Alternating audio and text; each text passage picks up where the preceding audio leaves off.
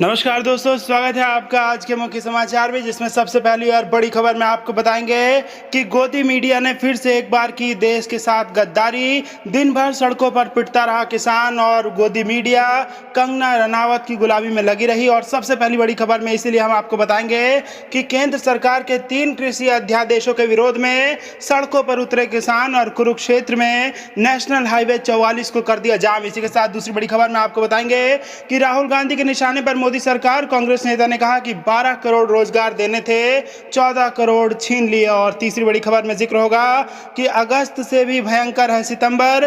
देश में कोरोना ने बनाया नया वर्ल्ड रिकॉर्ड और 24 घंटे में 95,735 केस हमारे सामने है। तो दोस्तों, हर एक खबर की गहराई में आपको ले जाएंगे, लेकिन उससे पहले अगर आपको भी ऐसा लगता है कि गोदी मीडिया देश के साथ गद्दारी करती है तो आप अभी इस वीडियो को लाइक कीजिए और इस लाल बटन को दबा के इस चैनल को फ्री में सब्सक्राइब करके घंटी बजाइए और कमेंट में लिखिए जय हिंद। दोस्तों, रुक करते तमाम बड़ी खबरों की तरफ। केंद्र सरकार के 3 कृषि अध्यादेशों के विरोध में उतरे किसान। कुरुक्षेत्र में नेशनल हाईवे 44 किया ब्लॉक। जी हां दोस्तों, हरियाणा के कुरुक्षेत्र में आज किसानों ने केंद्र सरकार के 3 कृषि अध्यादेशों के विरोध में जमकर बवाल काटा है। इस दौरान उन्होंने नेशनल हाईवे 44 को भी ब्लॉक कर दिया। कृषि अध्यादेशों के विरोध में आज हरियाणा के कुरुक्षेत्र जिले के पीपली मंडी परिसर में किसान बचाओ रैली बुलाई गई, जिसमें प्रदेश भर के किसान जुटे। कोरोना संक्रमण के चलते सरकार ने इस रैली के लिए अनुमति नहीं दी थी, जबकि महम विधायक बलराज कुंडू को भी समर्थकों सहित हिरासत में लिया गया। दरअसल कुरुक्षेत्र के पीपली में किसान बचाओ रैली का आयोजन किया गया, जिसको लेकर प्रदेश भर के किसान नेता काफी समय से जनसंपर्क अभियान चलाए हुए थे। यही नहीं, इस रैली का हिस्सा बनने के लिए एक दिन पहले ही किसान अपने घरों से निकल पड़े थे, लेकिन कुछ किसानों को पुलिस ने रास्ते में ही रोक लिया। इस दौरान कई जगह पर किसानों को हिरासत में भी लिया गया, जबकि इस दौरान किसानों ने विरोध किया तो पुलिस को उन पर लाठियां भाजनी पड़ी। हरियाणा के किसान केंद्र सरकार के 3 कृषि अध्यादेशों का जमकर विरोध कर रहे हैं, जबकि इस दौरान उन्हें राज्य की कई पार्टियों का समर्थन भी हासिल है। कानून के मुताबिक पहले हर व्यापारी केवल मंडी से ही किसान की फसल खरीद सकता था। अब व्यापारी को इस कानून के तहत मंडी के बाहर से फसल खरीदने की छूट मिल जाएगी। अनाज, दालों, खाद्य तेल, प्याज, आलू आदि को जरूरी वस्तु अधिनियम से बाहर करके इसकी स्टॉक सीमा खत्म कर दी है। सरकार कॉन्ट्रैक्ट फार्मिंग को बढ़ावा देने पर जोर दे रही है।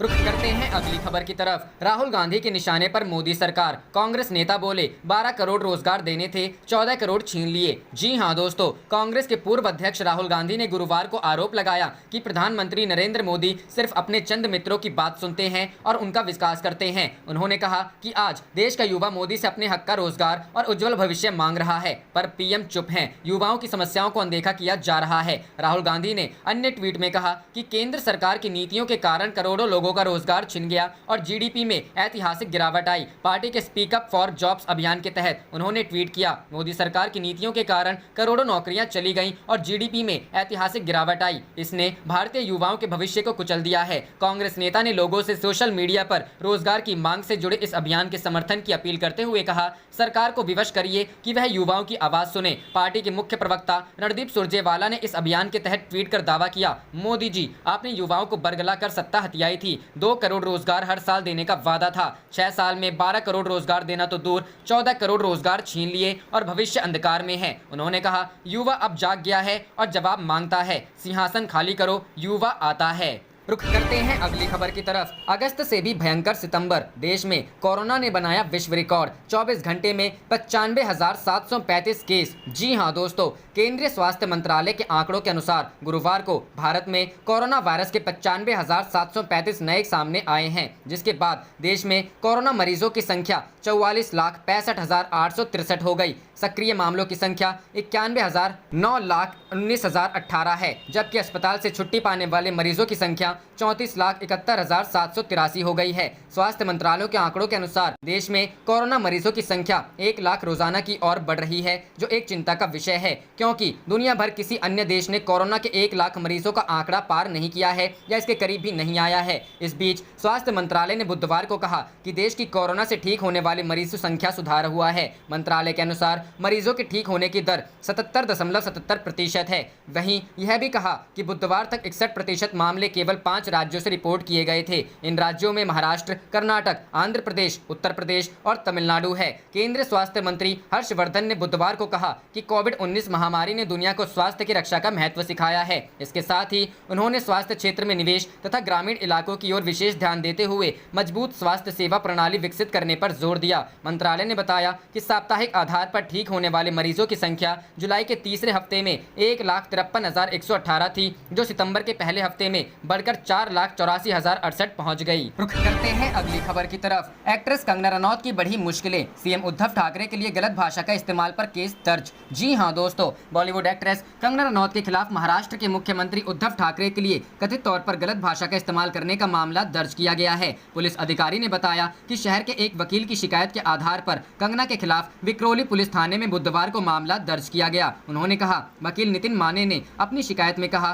कि एक्ट्रेस ने मुख्यमंत्री के खिलाफ गलत भाषा का इस्तेमाल किया और अपने फेसबुक अकाउंट पर वह वीडियो अपलोड किया। जोन 7 के पुलिस उपायुक्त वी प्रशांत कदम ने कहा, एनसी दर्ज करने के बाद हमने शिकायतकर्ता से अदालत का रुख करने को कहा है। कोई एफआईआर दर्ज नहीं की गई है। माने ने न्यूज एजेंसी पीटीआई को बताया कि पुलिस के एक्ट्रेस के खिलाफ एफआईआर दर्ज करने से इनकार करने के बाद वह मुख्यमंत्री का अपमान करने के लिए उनके खिलाफ अदालत में अवमानना का मामला दर्ज करने की योजना बना रहे हैं। गौरतलब है कि मुंबई पुलिस और महाराष्ट्र के बारे में कंगना के एक हालिया बयान से विवाद खड़ा हो गया है। उन्होंने दावा किया था कि वह मुंबई में असुरक्षित महसूस करती हैं। इसके बाद शिवसेना के नेता संजय राउत ने उनसे मुंबई वापस नहीं आने को कहा था। राउत के इस बयान के बाद एक्ट्रेस ने मुंबई की तुलना पाकिस्तान के कब्जे वाले कश्मीर से की थी। एक्ट्रेस बुधवार को ही अपने गृह राज्य हिमाचल प्रदेश से मुंबई लौटी हैं। उन्होंने आरोप लगाया है कि शिवसेना से टकराव के कारण महाराष्ट्र सरकार उन्हें निशाना बना रही है। शिवसेना नीत बीएमसी ने बुधवार को एक्ट्रेस के बांद्रा स्थित बंगले में किए गए कुछ अवैध निर्माण को तोड़ दिया था। हालांकि बॉम्बे हाईकोर्ट ने बाद में प्रक्रिया पर रोक लगाने का आदेश दिया था। इसके बाद कंगना ने अपने सोशल मीडिया पर पोस्ट किए गए एक वीडियो संदेश में शिवसेना प्रमुख एवं मुख्यमंत्री उद्धव ठाकरे को संबोधित करते हुए कहा, उद्धव ठाकरे, तुझे क्या लगता है कि तूने फिल्म माफिया के साथ मिलके मेरा घर तोड़ के मुझसे बहुत बड़ा बदला लिया है। आज मेरा घर टूटा है, कल तेरा घमंड टूटेगा। ये वक्त का पहिया है, याद रखना, हमेशा एक जैसा नहीं रहता। उन्होंने वीडियो में कहा, उद्धव ठाकरे, ये जो क्रूरता, ये जो आतंक है, अच्छा हुआ मेरे साथ हुआ, क्योंकि इसके कुछ मायने हैं। रुख करते हैं अगली खबर की तरफ। जब तक अरविंद केजरीवाल जिंदा हैं, किसी का घर नहीं ढह सकता। बीजेपी को आपका जवाब, सुप्रीम कोर्ट जाएगी दिल्ली सरकार। जी हां दोस्तों, अरविंद केजरीवाल की पार्टी आप ने दिल्ली की झुग्गियों को तोड़ने के फैसले पर बीजेपी को जवाब दिया है। आपका कहना है कि जब तक अरविंद केजरीवाल जिंदा हैं, किसी का घर नहीं ढह सकता। उन्होंने कहा कि इस मामले को लेकर वह सुप्रीम कोर्ट जाएंगे। आम आदमी पार्टी के नेता राघव चड्ढा ने प्रेस कॉन्फ्रेंस के दौरान कहा कि बीजेपी झुग्गी झोपड़ी वाले इलाकों में नोटिस लगा रही है, जिसमें लिखा हुआ है कि उनका घर ढह दिया जाएगा। ये नोटिस मानवता के खिलाफ है और संविधान के भी खिलाफ है। मैं आपसे कहना चाहता हूं कि जब तक अरविंद केजरीवाल जिंदा हैं, किसी का घर नहीं ढहेगा। राघव चड्ढा ने कहा, मैं ये नोटिस फाड़ता हूं और हर झुग्गी झोपड़ी में रहने वाले को कहता हूं, आपका बड़ा बेटा अरविंद केजरीवाल अभी जिंदा है, आपका घर नहीं उजड़ने देंगे। मुख्यमंत्री अरविंद केजरीवाल अदालत से लेकर सड़क तक झुग्गी झोपड़ियों में रहने वाले लोगों के हित की रक्षा के लिए खड़े रहेंगे। जो कुछ भी करना पड़े, आपका घर नहीं उजड़ने देंगे। रुख करते हैं अगली खबर की तरफ।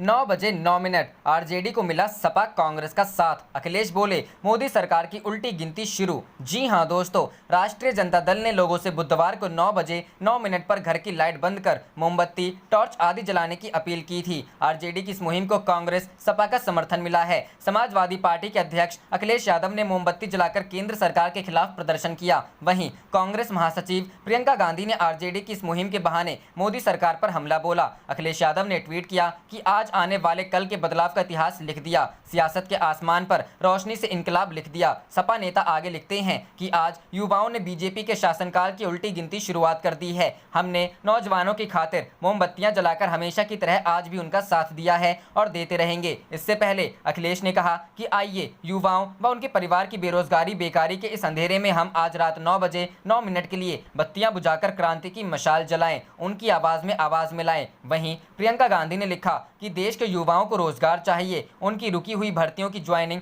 परीक्षाओं की डेट, नई नौकरियों की नोटिफिकेशन, सही भर्ती प्रक्रिया और ज्यादा से ज्यादा नौकरियां चाहिए। इसके बदले सरकार कोरे भाषण, लाठियां और उपेक्षा देती है। आखिर कब तक पटना में बिहार की पूर्व मुख्यमंत्री राबड़ी देवी, तेजस्वी यादव, तेज प्रताप यादव और पार्टी कार्यकर्ताओं ने लालटेन जलाया। बता दें कि लालटेन आरजेडी का चुनाव चिन्ह भी है। मंगलवार को आरजेडी की ओर से ट्वीट किया गया कि 9 सितंबर याद है ना, बिहार की सबसे बड़ी समस्या बेरोजगारी है, याद है ना, अगर लालटेन नहीं है तो मोमबत्ती या दिया जलाएं, लाइट बंद करके जलाएं। बिहार की सबसे बड़ी सेवा है अहंकारी सरकार को नींद से जगाना, ज्वलंत मुद्दों को उठाना, याद है ना।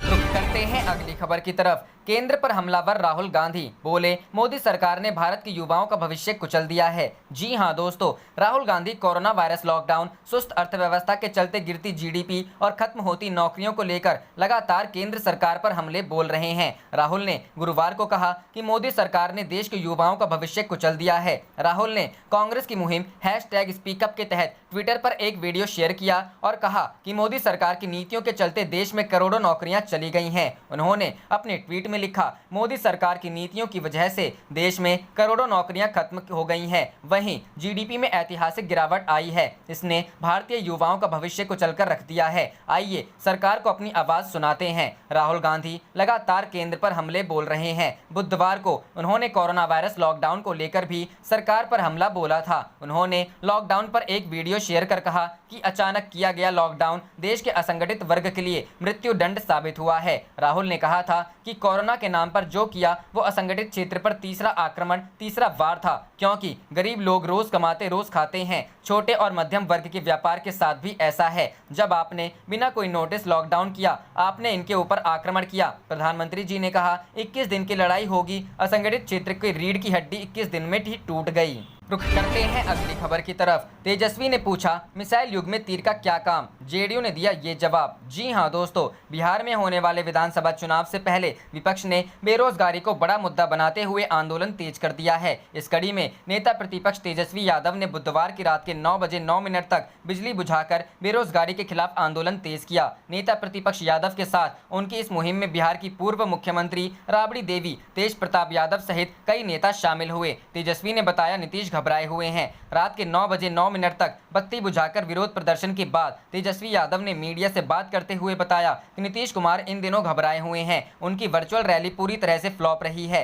जहां उनकी रैली को लोगों ने लाइक से अधिक डिसलाइक किया है। नीतीश कुमार पहले अपने काम की बात करते थे, लेकिन इन दिनों सिर्फ लालू और लालू परिवार का ही गुण गाते रहते हैं। नेता प्रतिपक्ष तेजस्वी यादव ने बेरोजगारी के खिलाफ चलाए गए आंदोलन के दौरान नीतीश कुमार पर हमलावर होते हुए कहा कि नीतीश कुमार आजकल हमेशा कहते हैं कि आज के जमाने में लालटेन का कोई काम नहीं है। तेजस्वी यादव ने जवाबी हमला करते हुए कहा कि आज के जमाने में अगर लालटेन का काम नहीं है तो फिर इस मिसाइल के युग में तीर का क्या काम है। आज तीर से कहां हमला होता है। तेजस्वी यादव लगातार नीतीश पर हमला बोलते रहे। रुख करते हैं अगली खबर की तरफ। बिहार विधानसभा चुनाव से पहले राज्यसभा में दिखेगी जेडीयू आरजेडी की लड़ाई। उपसभापति के लिए हरिवंश और मनोज झा होंगे आमने सामने। जी हां दोस्तों, बिहार विधानसभा चुनाव से पहले राष्ट्रीय जनतांत्रिक गठबंधन और महागठबंधन के बीच लड़ाई का एक ट्रेलर 14 सितंबर को संसद में देखा जा सकता है। कारण बनेगा राज्यसभा के उपसभापति का चुनाव। जनता दल यूनाइटेड सांसद हरिवंश ने पहले ही बतौर एनडीए उम्मीदवार अपना नामांकन दाखिल कर दिया है,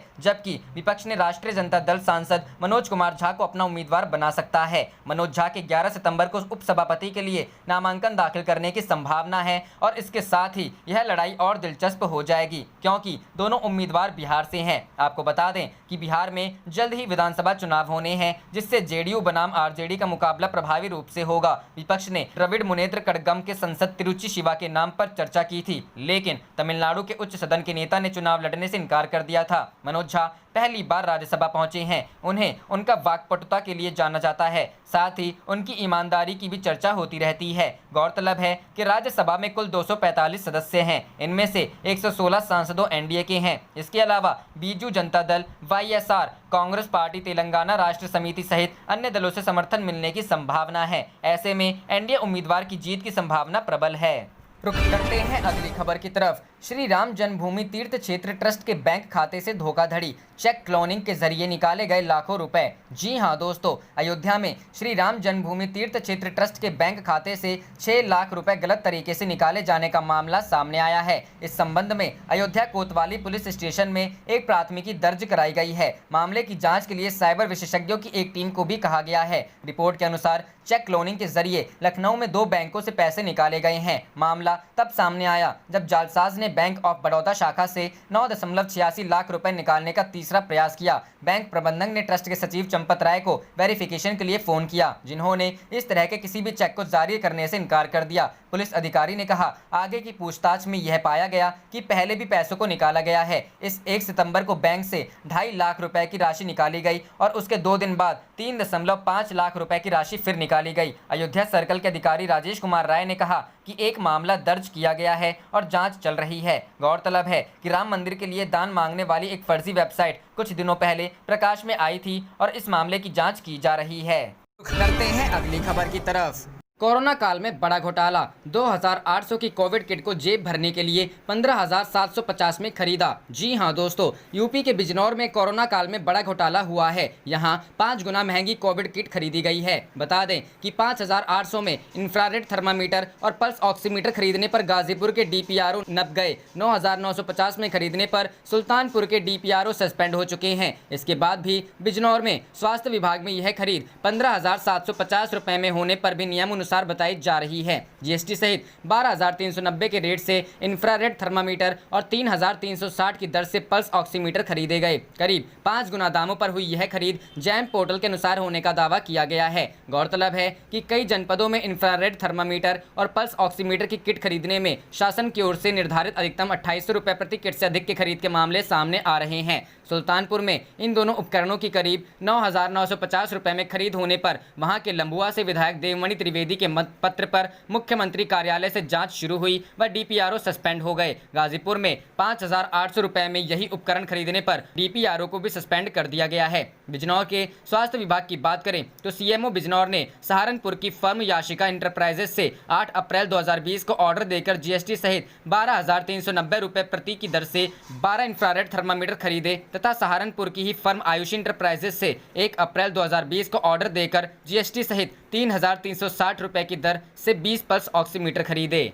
रुक करते हैं अगली खबर की तरफ। कांग्रेस दफ्तर के बाहर लगे पोस्टर, बिकाऊ नहीं टिकाऊ चाहिए, मोटू पतलू भी आ रहे नजर। जी हां दोस्तों, उपचुनाव को लेकर मध्य प्रदेश में कांग्रेस ने बीजेपी पर तीखा प्रहार शुरू कर दिया है। भोपाल स्थित कांग्रेस दफ्तर के बाहर पोस्टर लगाए हैं। इस पोस्टर के जरिए सिंधिया के साथ बीजेपी में गए लोगों पर वार किया गया है। पोस्टर में तस्वीर सिर्फ मोटू और पतलू की नजर आ रही है। वहीं स्लोगन लिखा है कि बिकाऊ नहीं टिकाऊ चाहिए। कांग्रेस उपचुनाव से पहले आक्रामक हो गई है, पोस्टरों के जरिए बीजेपी पर वार कर रही है। भोपाल स्थित कांग्रेस दफ्तर के बाहर पोस्टर लगाए गए हैं जिसमें लिखा है कि कांग्रेस के उम्मीदवार को वोट दें, बिकाऊ नहीं टिकाऊ चाहिए, और उसके आगे लिखा है कि माफ करे गद्दार। इस पोस्टर के नीचे निवेदक के रूप में राजेश कुमार अहिरवार का नाम लिखा हुआ है। सोशल मीडिया पर यह पोस्टर खूब वायरल हो रहा है। वहीं पोस्टर पर पूर्व मंत्री पीसी शर्मा ने कहा कि यह उन 25 लोगों के लिए जिन्होंने पैसे के लिए जनता के मैंडेट को बेच दिया है। वे लोग चुनाव कांग्रेस के टिकट पर जीते थे लेकिन वोट का सौदा कर लिया है। गौरतलब है कि कांग्रेस ने इस पोस्टर के जरिए बीजेपी नेता ज्योतिरादित्य सिंधिया पर निशाना साधा है। सिंधिया के साथ 22 कांग्रेस विधायक पार्टी छोड़कर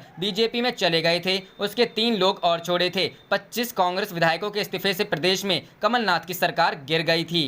रुक करते हैं अगली खबर की तरफ। बीजेपी कार्यालय से बाहर निकलते ही निकाल दिए गए सिंधिया के पोस्टर, कांग्रेस ने कसा तंज। जी हां दोस्तों, चंबल अंचल की 16 विधानसभा पर होने वाले उपचुनाव को लेकर बीजेपी और कांग्रेस दोनों पार्टियां अपने अपने दांव चल रही है। इस दौरान राजनीति के नए नए रूप देखने को मिल रहे हैं। इसी कड़ी में ग्वालियर चंबल अंचल में अभी बीते दिनों कांग्रेस से बीजेपी में शामिल हुए ग्वालियर के महाराज ज्योतिरादित्य सिंधिया जब अपने गृह नगर स्थित बीजेपी कार्यालय पहुंचे तो उनके स्वागत में लगाए गए होर्डिंग और पोस्टर पर विवाद खड़ा हो गया। दरअसल ये विवाद एक वीडियो के वायरल होने पर हुआ जिसमें बीजेपी सांसद ज्योतिरादित्य सिंधिया जैसे ही बीजेपी कार्यालय से निकलते हैं वैसे ही उनके होर्डिंग्स और पोस्टर उतार लिए जाते हैं। अब इसी वीडियो को कांग्रेस अपना सियासी वार बनाते हुए सिंधिया पर तंज कस रही है। कांग्रेस का कहना है कि सिंधिया को जो तवज्जो कांग्रेस में मिलती थी वह बीजेपी में नहीं मिल रही है। जहां तक कि बीजेपी कार्यकर्ता उनके दिखावे का स्वागत करते हैं, सिंधिया के जाते ही पर उनके स्वागत में लगे हुए होर्डिंग और बैनर पार्टी कार्यालय से उतार देते हैं। तो वहीं दूसरी तरफ बीजेपी नेता इस वायरल वीडियो पर अपनी सफाई दे रहे हैं।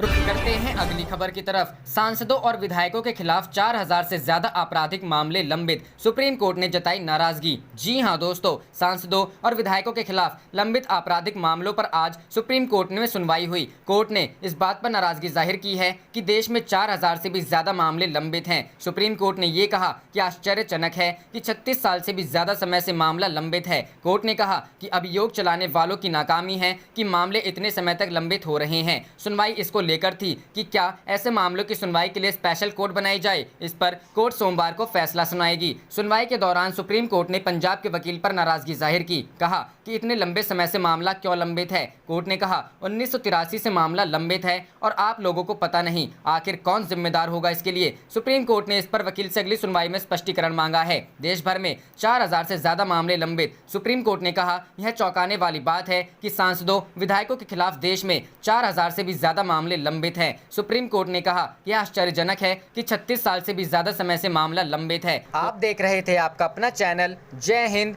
जय भारत।